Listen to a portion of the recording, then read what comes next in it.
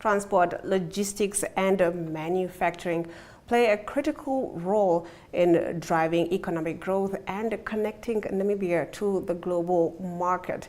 In this Focus edition, we take a look at just that. My name is Glenora Shipura, and this is yet another Focus edition. We'll be right back after this.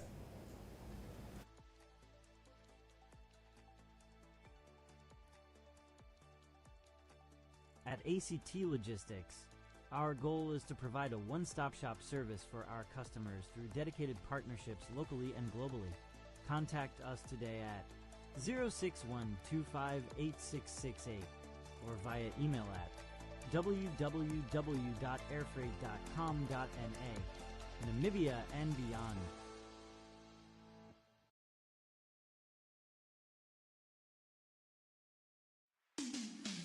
Beckmas provides tailored Caltex lubricants and fuel solutions to enhance efficiency and reduce costs for Namibia's logistics, manufacturing, and commercial vehicle sectors. Strategic coverage. Beckmas has depots in Walvis Bay, Swakopmund, Karibib, Windhoek, and Ondangwa. Satellite refueling sites ensure reliable product access across Namibia. Infrastructure minimizes downtime, supporting businesses in remote areas. Partner with Beckmas. Beckmas positions itself as a dedicated partner for Namibian businesses. Focus on helping clients thrive through tailored solutions. Tailored solutions for diverse needs. Delo lubricants optimize fleet performance for logistics. Industrial lubricants enhance machinery efficiency in manufacturing. Caltex lubricants improve engine performance for light and heavy-duty commercial vehicles. Beckmas has over 30 years of customer service excellence. Operates as a wholesale diesel and lubricant supplier. Contact the information below or visit our social sites for more details.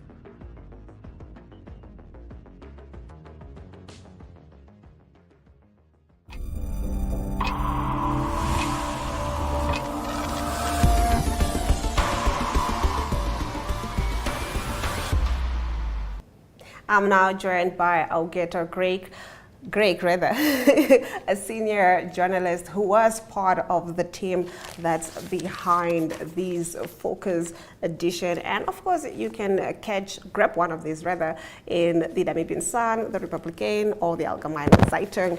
Hello, how are you? I'm very well, thank you, Glenora. How are you? I'm great. I'm always happy to be holding another Focus edition in my hands.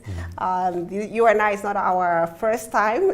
Yeah, it's always a pleasure to have you in studio. I do love these Focus edition and what you guys are focusing on, which is logistics, transport and manufacturing, and how that plays a pivotal role in the country's economy, and also just how it connects Namibia to the global market in general. It's very interesting, but also it was surprising to discover that there are links between logistics, transport and manufacturing. I mean, if we look at this article about Colas Namibia, which is a company that was started in Namibia in the late 60s in Keetmanshoop in the south, but then moved to Okahanya when it was taken over by Marian Roberts, and now is part of an international group, French group, Colas, which actually also produces its own bitumen, which is raw material for making roads, which is the focus of the company. It's a road building company, amongst other things.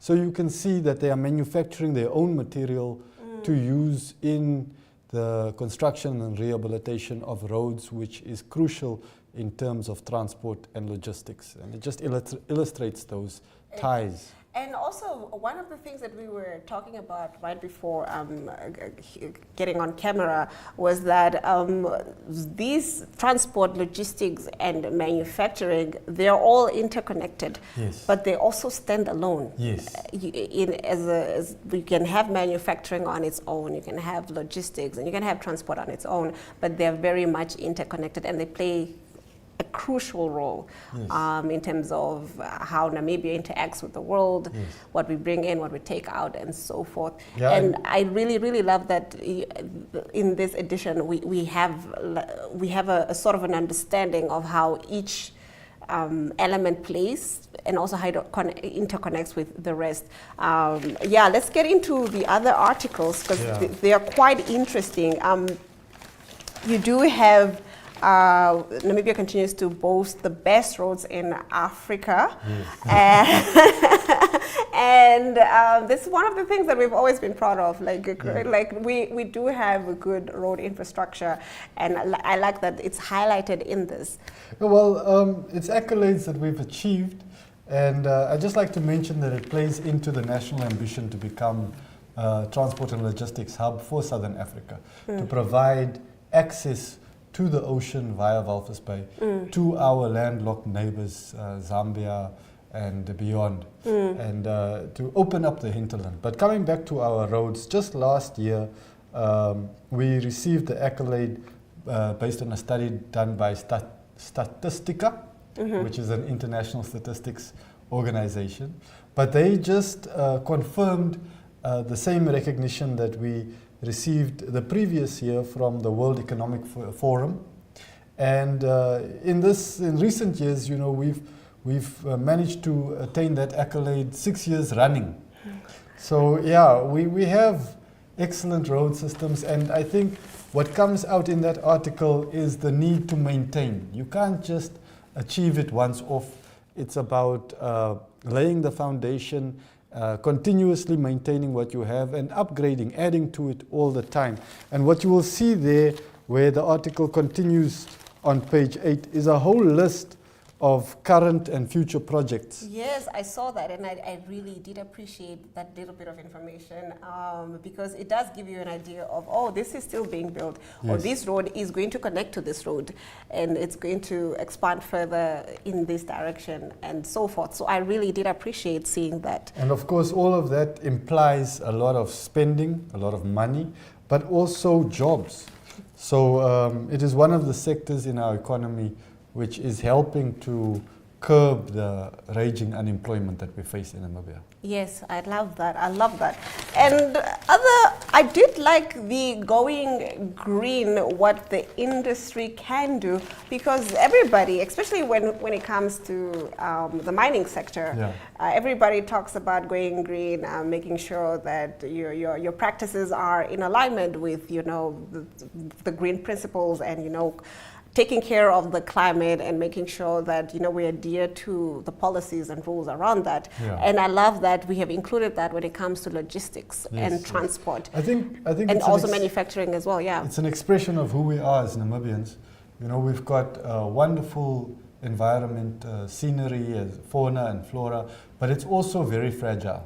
And if we don't take responsibility, each one of us, to do whatever we can to protect our environment, it's going to get a lot worse. But one would also question, like, I have to say, when I saw it, I was like, this is interesting, because when you think of transport, we think of fuel, you know, and that is not necessarily always green. Yes. So what are ways that we could be environmentally friendly when we're on the roads? Well, already there's a big push to look towards electronically driven vehicles, and many of the mines implement that. I can name Rossing and Husab for their overhead electrically powered trucks, huge tipper trucks, the size of a building, which, especially when they have to go uphill from the bottom of the open pit, they will connect to electricity grid, a mini grid based on the mine, which will power the truck up that steep slope, and thereby reducing diesel use and reducing carbon emissions. But that's only one example. There are small gains that we are making throughout the value chain all over the place. And this article looks at the gains that we are making specifically in terms of transport and logistics. But of course, the big hope is that we can shift more of our cargo transport to rail, and that will have a significant impact. Oh, I see. Okay. I like that you did mention that, you know, the transition should happen, you know, where we move to rail. I know that you have something also around the air freight. And Yes. because I don't think a lot of people, at least for me included, when it comes to logistics and what we are bringing in and out, I never think of the air travel. I always think that that's just for, you know, commercial uses when me and who in a family, whatever, we're going to fly out, but never that it could be used to We are making use of it. I mean, even on the ground level, you know, order by me type businesses, they rely on air freight. And air freight is picking up across the continent in general. I often get updates from people like Lyndon Burns and other industry players who are very upbeat about the increased volumes of air freight. But I think that there's a lot of opportunities in terms of transport and logistics which we don't always come to obvious conclusions. For instance, if you look here at page 12 where there's an ad from Nampost, the service that they are promoting in that specific ad is their cold freight transportation services, which can deal with all kinds of products like medical supplies, vaccines, agricultural products, meat. These are not things that we always associate with Nampost, and yet because of their expertise and their ability, the efficiency gains that they have perfected in transporting your packages and your letters, they're able to do it with, like I said, this edition really opened my eyes to just what that means. It's not like when you think of Nampost, it's not always just, you know, your envelopes and your letters. It's more than that. Yes. Still on transportation, we did mention a little bit on the railway system. Yes. And you did mention that would be the greener option. Yes. And you have a wonderful article here, Keeping Namibia on Track, which focuses on the railway transport system. Yes. In your opinion, would you say we are efficiently optimizing railway transport systems in Namibia? To think about railway systems, we really have to look at both sides. The actual track that the train runs on, it needs to be maintained but also expanded. Expanding railway tracks is a big ambition for Namibia. In fact, our founding father, whose passing we are mourning currently, had a major project extending our railway track to the north, which was one of the features of his presidency, and where he invited all Namibians to participate in the actual laying of that track, the building.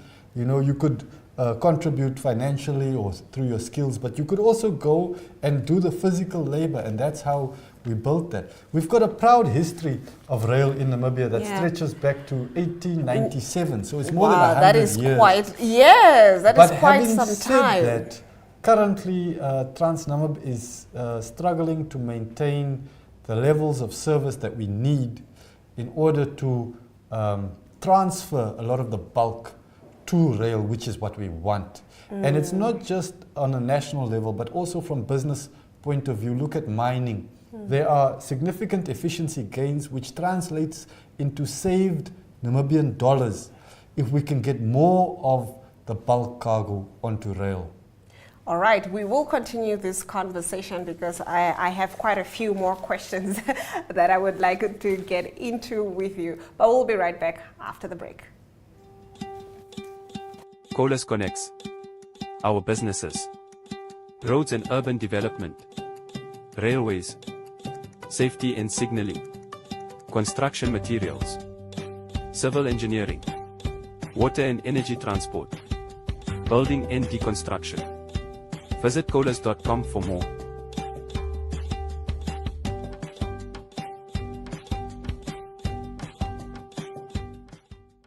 HP Solutions. The Power Trio SysPro's ERP capabilities helps you to thrive in Industry 4.0. SysPro ERP celebrates 25 years of continued use in Namibia. Revolutionize business, solve your business challenges with localized SysPro support from health and business technical solutions. Together, we are committed to setting new standards in ERP excellence and innovation, ensuring that Namibia is at the forefront of productivity and technological advancement.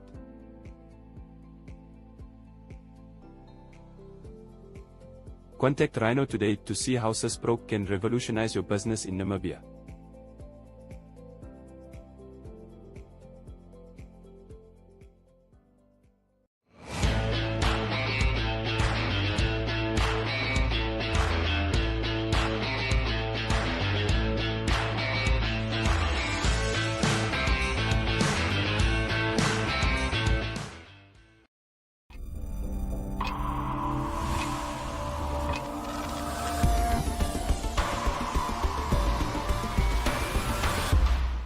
Now I am still in conversation with Agweta Craig, who is a senior journalist and was part of the team behind this Focus edition that's focusing on transport, logistics, and manufacturing.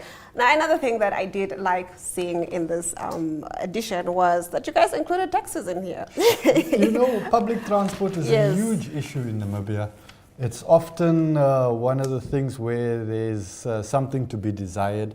Our options are not as varied as they could be. In many of the urban centers, we rely on taxis really. And also how you also highlighted that we're not only just having, you know, taxis now, we also have the ride-hailing services, which is the Yengo, the InDrive. And it's also fun fact about the Yengos and the InDrives, you can also use them not only just to, you know, if you're moving from place to place, but also if you have to send parcels and so forth. So it's getting very, I don't want to say complex, but we are moving. I think flexible is we're becoming very flexible. Yes, we're becoming very flexible. We have options now. If I don't want to, I have to drop something, a document, and I'm too tired to drive all the way to your house, I could just send it over with a Yengo or an InDriver, which is really interesting. And I love that you guys also cover taxis. Yes. So we expect that especially the hailing services to increase as more and more people get access to data and the internet, because these are internet-based services. But at the same time, it's not going to completely replace taxis. More traditional services. No, honestly speaking, I've not traveled that much. I've not been to a lot of places, so don't come for me, social media.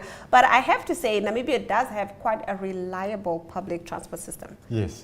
It really does. The fact that you can walk out of your yard and you can just do this and this. And don't forget there are also bus services. There's also bus services. You can walk. So it's yes, exactly. There are options, but at the same time there's still space. The options for are more. so varied. Some people have never. I speak under correction now, but some people have never maybe had to use a bus, for instance, because the taxis were much more easier and always there. And some people rely on buses because it's convenient and it gets them to the locations for much cheaper prices and so forth. So, like I said, variety of options, and I feel like it's quite reliable, but I just, you know what I mean, I've not been everywhere in the world, so In the other article, we do go to the ports. Yes. Because everybody, when we think of logistics, we just think of the ports. It is a part of it, but it's not the only element, which I love. So you have an article called the shipping force behind Namibia, and you do also take a look at OPEC bosses coming to town. OPEC, that's the Organization of Petroleum Exporting Countries. We were very excited when we heard their announcement that they were interested in Namibia last year. More and more oil and gas exploration is happening offshore, and these are supported by the ports. Namport is doing an excellent job at Walvis Bay and also at Ludritz. I think we can really be proud of our ports in Namibia. They are not only able to pick up the slack. For instance, last year when there was major congestion in Durban and Cape Town and ships had to be rerouted, but they are growing to be able to offer attractive first choice. More and more Walvis Bay is becoming one of the first choices for shipping lines, and we are being included on global routes. So ships from all over the world come and stop here because they can get the service that they need. A fun fact: some companies, like I said, I still stand to be corrected, but I know of one. I'm just not going to mention it off the top of my head. That services mines. Yeah. They opt for Namibia as a hub. Yeah. Because of the ports that we have, Yes, the yes. access to the reliable ports that we have. So it's already making Namibia a very attractive country just because we have reliable ports. And we know we recently expanded our container yard at Walvis Bay, and we've just concluded international management contract for that container hub, which is run by an affiliate to one of the hugest shipping lines in the world. So more and more the opportunities are increasing. Are opening up. Yes, And yes. That's really beautiful to see because, like we said, we want to grow the economy. Now, I know you and I were going to talk forever. Before we go, let's talk quickly about Brothers. Brothers, yeah, what an interesting Namibian company. Brothers Namibia, that is. It's part of a franchise, but the original company was founded in 2005 by Basil Bean and his sister and his family, and his son has taken it over since then. Really, the company has grown from small to big, and right now they are busy preparing for a further expansion in Okahanya, where they are based. The factory is growing. And their ambition is that 100% of the mattress manufacturing process should happen locally. So they are waiting on new machinery right now just to to finish up that entire local supply chain, which they are growing here. And we're waiting for more announcements in the coming months. But really, they picked up speed. This is music to my ears. This is music to my ears. You bring in manufacturing in the country, and you really tackle the unemployment issue. Yes. You make sure that it's all done here, and we're creating jobs for quite a number of people, and I think that's more reasons why. You and I need to get either a pillow or a mattress or something.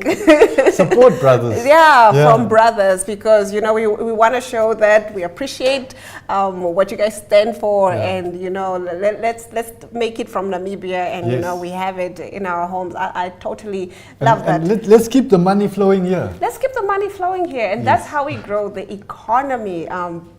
Thank you so much, Ogeto. You guys I can see that you guys put a lot of, hard work in this edition, that there were sleepless nights, but that's why it looks like this, and it's so informative. I do urge you guys to grab a copy of this in the Namibian Sun, the Allgemeine Zeitung, or the Republican. Anything you want to tell the viewers before we go? I just think that we should all be aware that there are more and more opportunities coming, especially with our nascent industries, as oil, gas, green hydrogen also. And the only way that you'll be able to take advantage of those opportunities is if you inform yourself in order to empower yourself. Thank you, Glenora. Thank you so much. From me, Glenora Shipura, I hope to have left you a little bit more enlightened. On that note, until next time.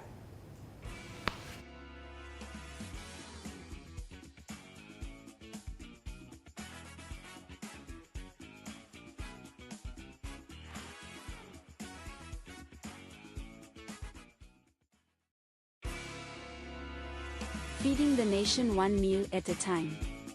At Namib Mills, feeding the nation is not just a catchphrase, it is the philosophy at the core of everything we do. With a focus on quality, sustainability and community development, Namib Mills remains a cornerstone of Namibia's manufacturing industry and a key partner in the nation's growth and prosperity. Nampost specializes in transporting medical supplies, vaccines, and perishable goods. The service maintains the right temperature throughout transit.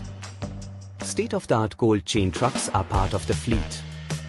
Nampost has 136 post offices across the country, including remote areas.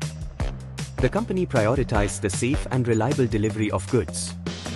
Customers can contact the main logistics team for delivery inquiries. Contact options include call 0800 444 or email parcelcollection@nampost.com.na.